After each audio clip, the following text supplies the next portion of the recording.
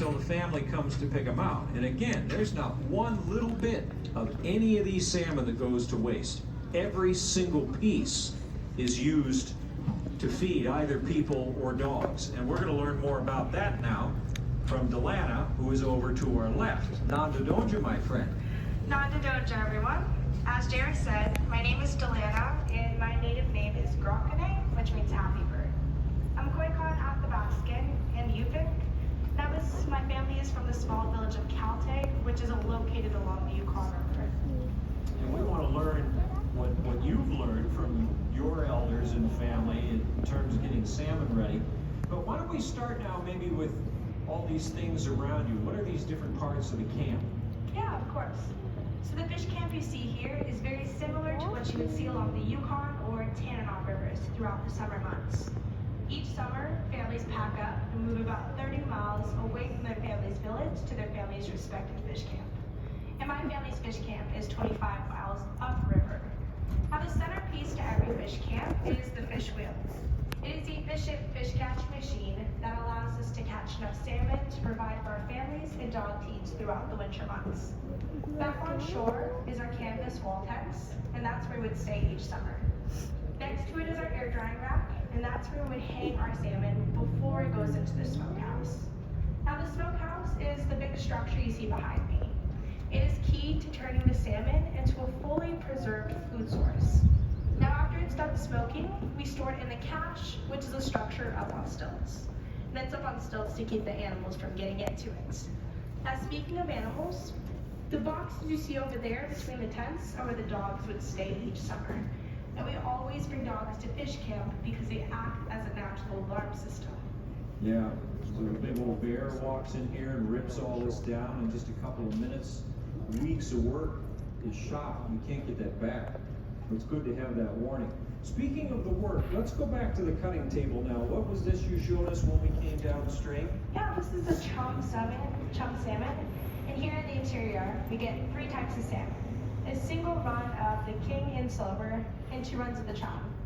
Now since the chum is a slightly lesser quality salmon, we usually reserve this for the dogs. So what I've started here is the basic dog food cut.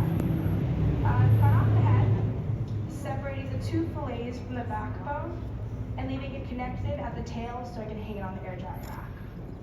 Now there's still a little bit of meat left on this backbone, and since nothing is ever wasted in my culture, we would give this to the dogs here at fish camp.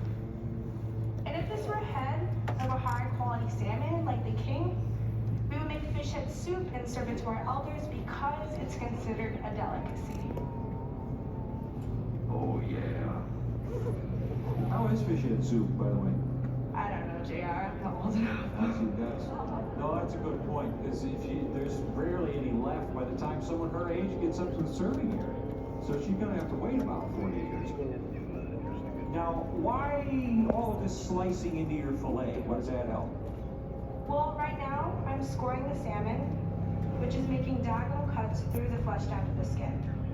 And this creates more surface area, so the smoke can work deeper into the salmon, further dehydrating it. Yeah, and you'll see when she holds it up afterwards. I always like this for a picture. Every one of those cuts opens a vent down into that fillet. So that through this process, it can lose all of its water weight, but none of the nutritional benefit. All those calories that the dogs are going to need all winter long, especially out on trap lines, because they're working hard and burning thousands of calories a day. It's smoking. Yeah. You see, a little help from gravity after she holds that up. That's all dressed out and ready for the next step. With no fingers or thumbs on the table either. Very nicely done. Oh, thank you. Why not just get that right into the smokehouse though? You're saying it's better to leave it exposed out in the open? Yeah, exactly. So we never put a Winterby salmon into the smokehouse because of my mold. So right now I'm just gonna hang it on the air drying rack until it gets a nice sheen or glaze on it, and then we'll go into the smokehouse. Now keep in mind, every family in every region has their own techniques and preferences for smoking salmon. Like I said earlier, this is dog food. So we would go into the smokehouse for up to 2 weeks until it weighs less than a pound. Yeah, it looks actually like those stiff, bundling up like firewood. The dogs will gnaw on it very happily all winter. Thing is, I don't know if your family would want to gnaw on that. You know, it doesn't look like it tastes a lot better than firewood. So how about the salmon that's prepared for humans? So there are several differences. First, we would add a little bit more time and care into the process and start with a higher quality salmon like the king and wash really well. We like fillets too, but we also like long vertical pieces called salmon strips. After that, we would soak that in a brine.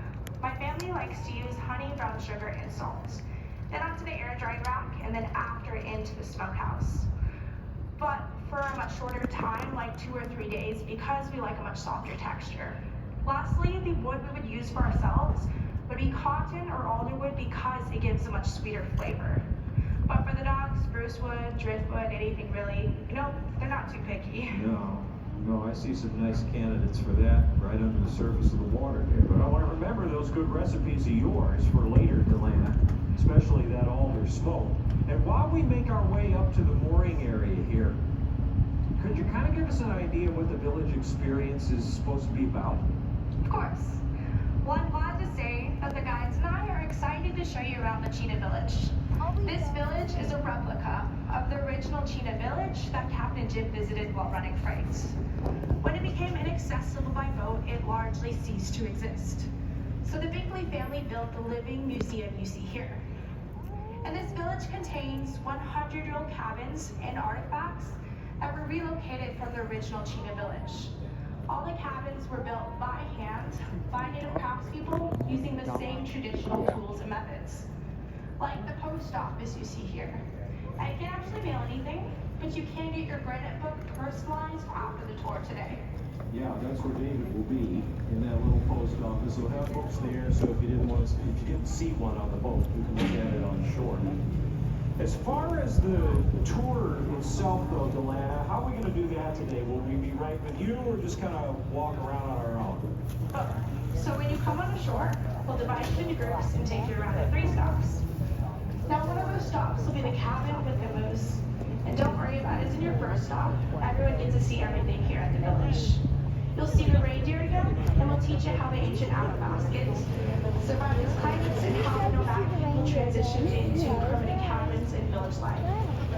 The tour will be about 25 minutes long, and